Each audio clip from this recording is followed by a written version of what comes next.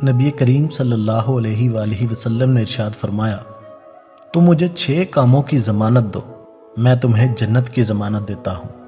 Number 1، جب بات کرو تو جھوٹ مت بولو۔ نمبر 2، وعدہ کرو تو خلاف ورزی نہ کرو۔ نمبر 3، جب کسی کو امین بنایا جائے تو خیانت نہ کرے۔ نمبر 4، اپنی نگاہیں جھکا کر رکھو۔ نمبر 5، اپنا کردار پاکیزہ رکھو۔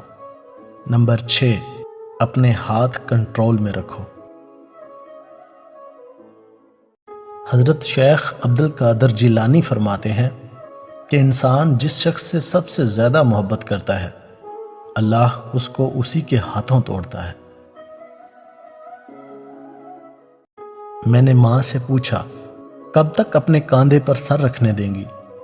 ماں مسکرائی اور کہا، جب تک لوگ مجھے اپنے کندھوں پر نہ اٹھا لیں۔ رسول اللہ صلی اللہ علیہ وآلہ وسلم نے ارشاد فرمایا، اگر تمہیں کوئی چیز نیچے گری ہوئی ملے تو 1 سال تک اس کا اعلان کرتے رہو۔ اگر اس کا مالک مل جائے تو ٹھیک ہے، ورنہ اسے اپنے مال میں شامل کر لو۔ مجھے لوگوں نے اپنے رویوں سے سمجھایا کہ وقت ہمیشہ ایک جیسا نہیں رہتا، چاہتوں میں شدت عمر بھر نہیں رہتی، کسی کے لیے ہم عمر بھر تجسس کا پہلو بن کر نہیں رہتے، اور کوئی ہر وقت ہمارے لیے منتظر نہیں رہتا، کسی کے دل میں ساری عمر ہمارا وہی مقام نہیں رہتا، ہم تمام عمر اہم نہیں رہتے، وقت بدل جاتا ہے۔ لوگوں نے مجھے سمجھایا کہ لوگ واقعی بدل جاتے ہیں۔ حضرت علی رضی اللہ تعالی عنہ نے فرمایا، کچھ رشتے اللہ خود ختم کرتا ہے تاکہ ہماری زندگی خراب نہ ہو سکے، بے شک وہ جو بھی کرتا ہے بہتر کرتا ہے۔ اگر کوشش کے باوجود آپ اپنی منزل پہ پہنچ نہیں پا رہے تو پیچھے مڑ کر ضرور دیکھیں کہ کہیں کوئی آپ کی وجہ سے کچلا تو نہیں گیا۔ سورہ یوسف پڑھ کر لگتا ہے کہ سگے حسد کر سکتے ہیں، اپنے ہلاکت میں ڈال سکتے ہیں، غیر نجات دلا سکتے ہیں، پارسا پر تہمت لگائی جا سکتی ہے، بلا جرم قید ہو سکتی ہے، غیبی مدد سے برات مل سکتی ہے، ظلم سہ کر عظیم منصب مل سکتا ہے، تقوی سے عزت کا حصول ہو سکتا ہے، عزیز جدا ہو سکتا ہے اور ہجر کاٹا جا سکتا ہے، بچھڑا مل سکتا ہے اور ہر خواب پورا ہو سکتا ہے، اور آخر میں ہر مشکل کے بعد آسانی ہے۔ دوستو، ایک ایسی صورت ہے جو گناہگار کو معاف کروائے بغیر نہیں چھوڑتی۔ رسول اللہ صلی اللہ علیہ وآلہ وسلم نے ارشاد فرمایا، قرآن مجید میں 30 آیات والی ایک صورت ہے جو اپنے تلاوت کرنے والے کی اس وقت تک سفارش کرتی رہے گی جب تک اس کی بخشش نہیں ہو جاتی، اور وہ سورہ ملک ہے۔ حضرت علی رضی اللہ تعالی عنہ نے فرمایا، انسان ناراض ہو تو دوبارہ منہ تک نہیں لگاتا، اور وہ رب ناراض ہو تب بھی دن میں 5 بار اپنی طرف بلاتا ہے۔ یہ ہے سچی محبت۔ دل کی دنیا کو سمجھنے والا اللہ کے سوا کوئی نہیں ہوتا، جو جان لیتا ہے اندر کی سرگوشیاں، اداسیاں، ویرانیاں، اور یہ سب جاننے والا آپ کا بہترین دوست ہوا کرتا ہے، جس کے پاس جانے سے وہ ہماری ڈھیروں باتیں سننے سے وہ تنگ نہیں ہوتا، بلکہ سب سنتا ہے۔ آخر دلوں میں بسنے والا اللہ ہی ہے جو ہمارے دل کا مالک ہے، اور دل کا مالک ہی اپنے بندے کی ہر چیز سے خوب واقف ہے۔ رسول اللہ صلی اللہ علیہ وآلہ وسلم نے ارشاد فرمایا، جب تم میں سے کسی کا خادم اس کا کھانا لائے تو اگر وہ اسے اپنے ساتھ نہیں بٹھا سکتا تو کم از کم 1 یا 2 لقمہ اس کھانے میں سے اسے کھلا دے، کیونکہ اس نے پکاتے وقت اس کی گرمی اور تیاری کی مشقت برداشت کی ہے۔ رسول اللہ صلی اللہ علیہ وآلہ وسلم نے ارشاد فرمایا، ایک آدمی نے کہا اللہ کی قسم اللہ تعالیٰ فلاں شخص کو نہیں بخشے گا، تو اللہ تعالیٰ نے فرمایا کون ہے جو مجھ پر قسم کھا رہا ہے کہ میں فلاں کو نہیں بخشوں گا؟ میں نے اس فلاں کو تو بخش دیا، اور ایسا کہنے والے تیرے سارے عمل ضائع کر دیے۔ رسول اللہ صلی اللہ علیہ وآلہ وسلم نے ارشاد فرمایا قیامت کے دن صاحب قرآن سے کہا جائے گا کہ قرآن پڑھتا جا اور بلندی کی طرف چڑھتا جا، اور ویسے ہی ٹھہر ٹھہر کر پڑھ جس طرح تو دنیا میں ٹھہر ٹھہر کر ترتیل کے ساتھ پڑھتا تھا، پس تیری منزل وہ ہوگی جہاں تیری آخری آیت کی تلاوت ختم ہوگی۔ رسول اللہ صلی اللہ علیہ وآلہ وسلم نے ارشاد فرمایا جو بھی عورت خوشبو لگا کر نامحرم مردوں کے پاس سے اس لیے گزرے کہ وہ اس کی خوشبو سونگھ لیں تو ایسی عورت زانیہ ہے۔ استغفر اللہ۔ دکھ بھی اسی کو ہوتا ہے جس نے دل سے تعلق نبھایا ہو۔ کبھی کبھی خود کے ہی انتخاب بہت دکھ دیتے ہیں۔ کسی کو زبردستی اپنی ذات تک محدود نہیں کیا جا سکتا، یہ تو دلوں کے معاملے ہوتے ہیں۔ بہتر ہے جو جہاں خوش ہے اس کو وہاں رہنے دیا جائے۔ کوئی آپ کی محبت کو نہیں سمجھ پا رہا تو کم از کم اپنی ذات کو زبردستی دوسروں پر تھوپنے کے بجائے خاموشی سے پیچھے ہٹ جائیں۔ بکھرنے سے پہلے خود کو خاموش ہو کر سمیٹ لیں۔ ویسے تو دنیا مخلص دلوں کو ترستی ہے، اور اگر کوئی مخلص مل جائے تو اس کی قدر نہیں کرتی۔ میں سوچتا تھا کہ اللہ پاک نے لڑکیوں کو اتنا کمزور کیوں بنایا ہے کہ ہر بات کو دل سے لگا کر گھنٹوں روتی رہتی ہیں۔ پھر مجھے اس بات کا جواب ملا کہ لڑکیاں کمزور نہیں ہوتی بلکہ بہت بہادر ہوتی ہیں، جو ہر بات کو سہ کر بھی معاف کرنا جانتی ہیں، صاف دل سے ہر رشتے کو محبت اور اپنائیت سے نبھاتی ہیں، اور اتنا بڑا ظرف رکھنے والی لڑکیاں کمزور نہیں ہوتی۔ جو شخص کھانے کے شروع میں بسم اللہ پڑھ کر ہر لقمہ کھاتے ہوئے اسم الہی یا شکور پڑھے تو اللہ پاک اس سے راضی ہوگا اور اس کے رزق اور عزت میں دن بدن اضافہ ہوگا۔ اس دنیا میں سب محبتیں، سب سکون ایک طرف، اور وہ سکون جو سجدے میں ملتا ہے اس سکون سے کچھ میچ نہیں کر سکتا۔ ایسا سکون جو اللہ کی یاد میں ہے ویسا کہیں مل ہی نہیں سکتا۔ بس اس ذات کو دل سے محسوس کرنے کی بات ہے کہ راستے ملنا شروع ہو جائیں گے۔ جب ہم اللہ کو یاد کرتے ہیں اپنے الجھے لمحوں میں تو وہ ہمیں برے لمحوں میں کبھی نہیں چھوڑتا۔ تو جب بھی لگے کہ شاید وہ نہیں سن رہا تو اس آیت کو ضرور یاد رکھیں، فَاذْكُرُونِي أَذْكُرُكُمْ وَاشْكُرُوا لِي وَلَا تَكْفُرُونِ۔ بس تم میرا ذکر کرو، میں بھی تمہیں یاد کروں گا، اور میری شکر گزاری کرو اور ناشکری سے بچو۔ اے میرے رب، میری وفات سے پہلے میری اصلاح کر دینا اور میرا بہترین اہتمام کرنا، اور مجھے موت دینا اس حال میں کہ تم مجھ سے بے پناہ راضی ہو، اور میرے جانے کے بعد کسی کو میرا مسخر کر دینا جو میرے لیے دعا گو رہے۔ آمین یا رب العالمین۔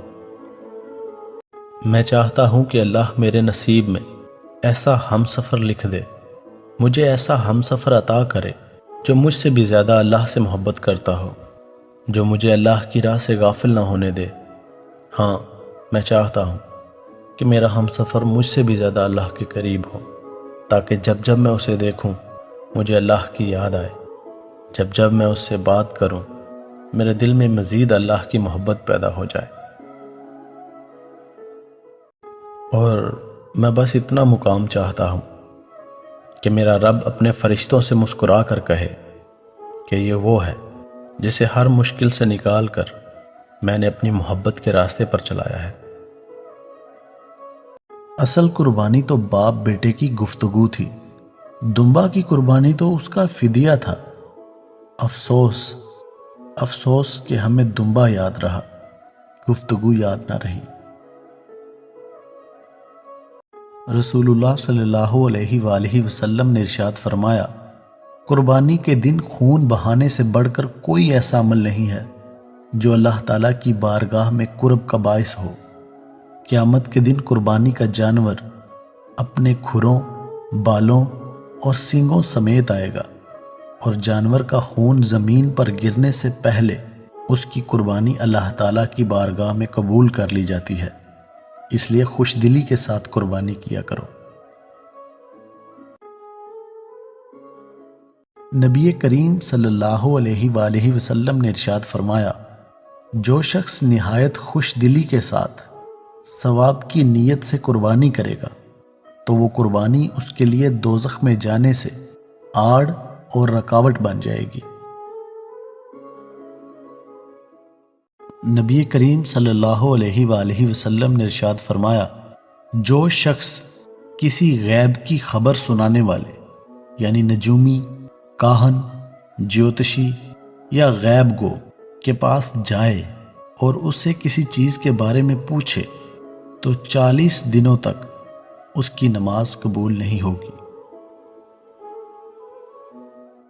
حضرت عطا بن یسار رضی اللہ تعالی عنہ نے حضرت ایوب انصاری سے پوچھا کہ رسول اللہ صلی اللہ علیہ وآلہ وسلم کے زمانے میں آپ لوگوں کی قربانیاں کیسے ہوتی تھیں؟ تو انہوں نے کہا کہ اس زمانے میں آدمی اپنے اور اپنے گھر والوں کی طرف سے ایک بکری قربانی کرتا تھا تو اسے سارے گھر والے کھاتے اور لوگوں کو بھی کھلاتے تھے۔ حضرت عبداللہ بن عمر رضی اللہ تعالی عنہ سے روایت ہے کہ رسول اللہ صلی اللہ علیہ وآلہ وسلم نے ہجرت کے بعد مدینہ طیبہ میں 10 سال قیام فرمایا اور آپ صلی اللہ علیہ وآلہ وسلم ہر سال قربانی کرتے تھے۔ رسول اللہ صلی اللہ علیہ وآلہ وسلم نے فرمایا، یہ دل زنگ آلود ہو جاتے ہیں جس طرح لوہا پانی لگنے سے زنگ آلود ہو جاتا ہے۔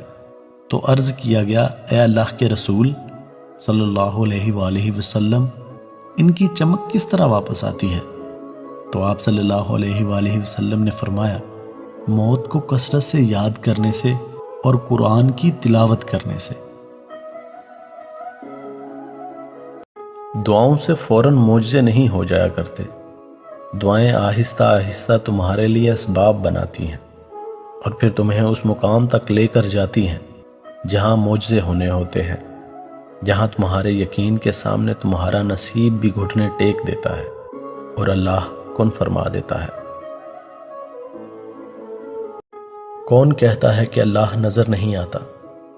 میں نے دیکھا ہے اسے، میری پردہ پوشی کرتے ہوئے اور میری دعائیں قبول کرتے ہوئے، رزق دیتے ہوئے، میرا حوصلہ بڑھاتے ہوئے۔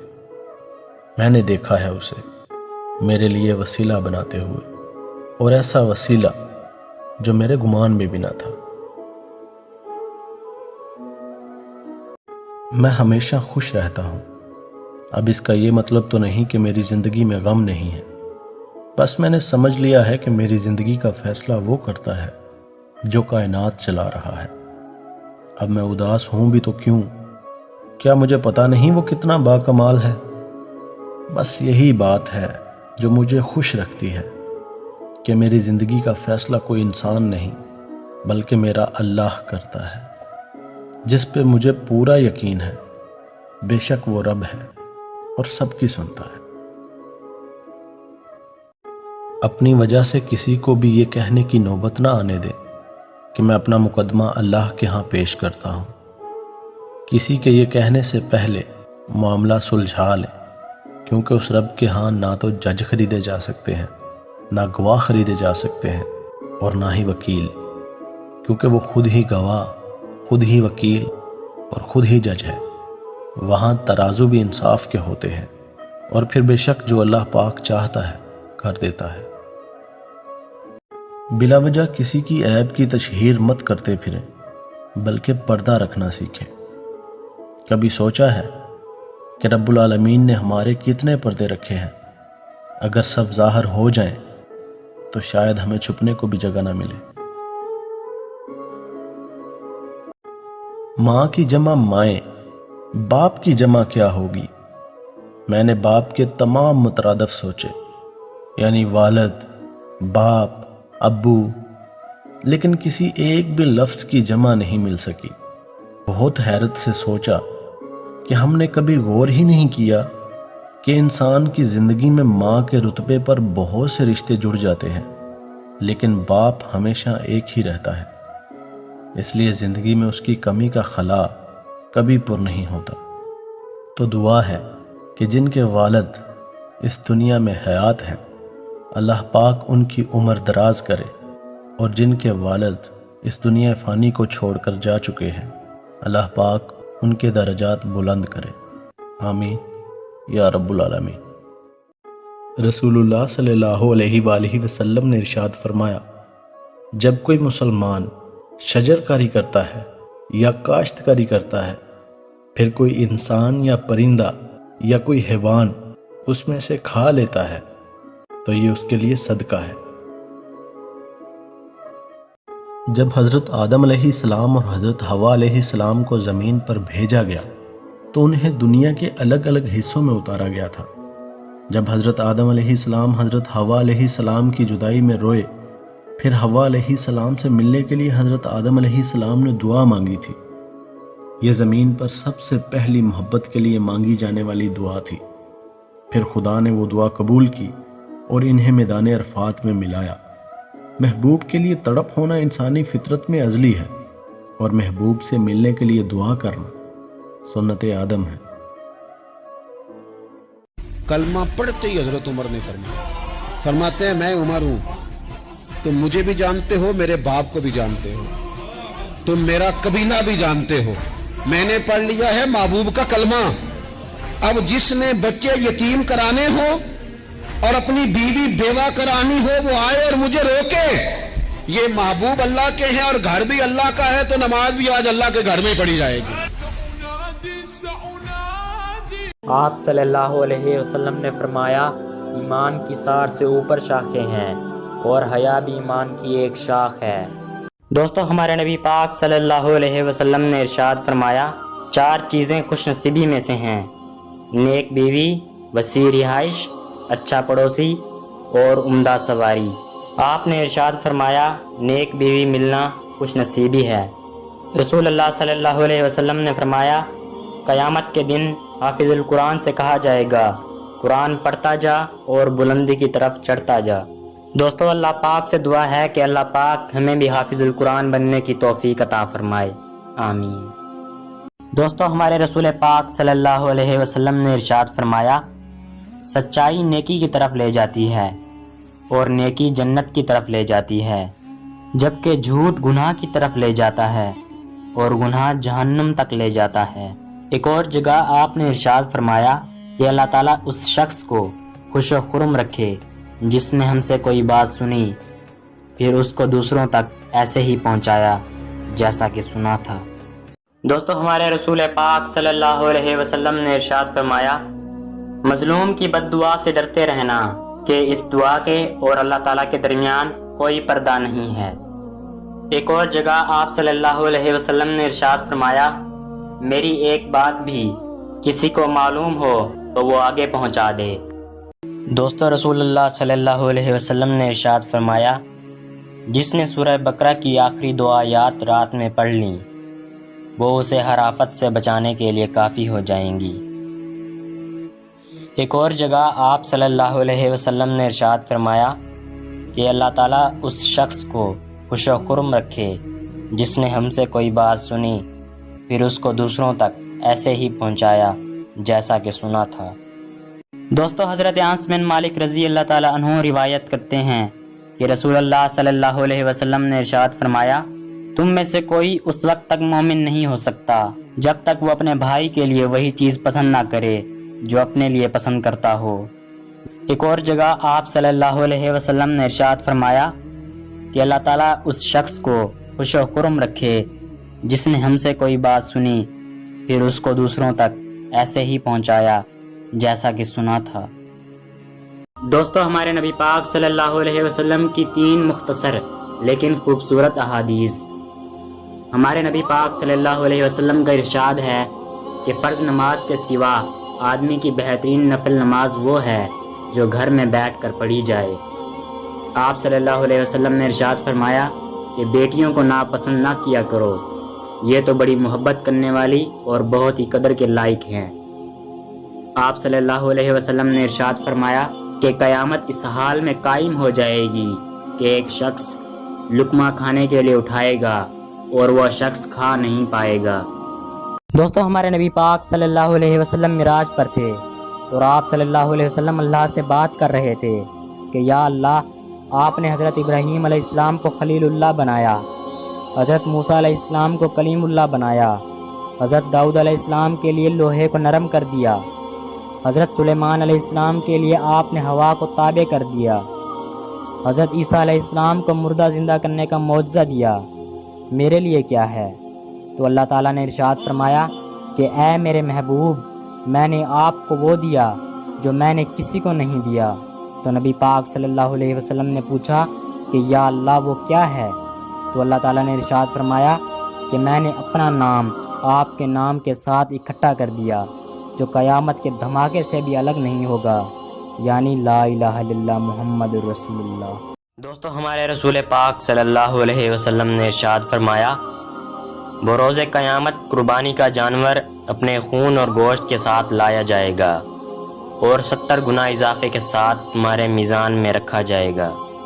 ایک اور جگہ آپ صلی اللہ علیہ وسلم نے ارشاد فرمایا کہ اللہ تعالیٰ اس شخص کو خوش و خرم رکھے جس نے ہم سے کوئی بات سنی پھر اس کو دوسروں تک ایسے ہی پہنچایا جیسا کہ سنا تھا۔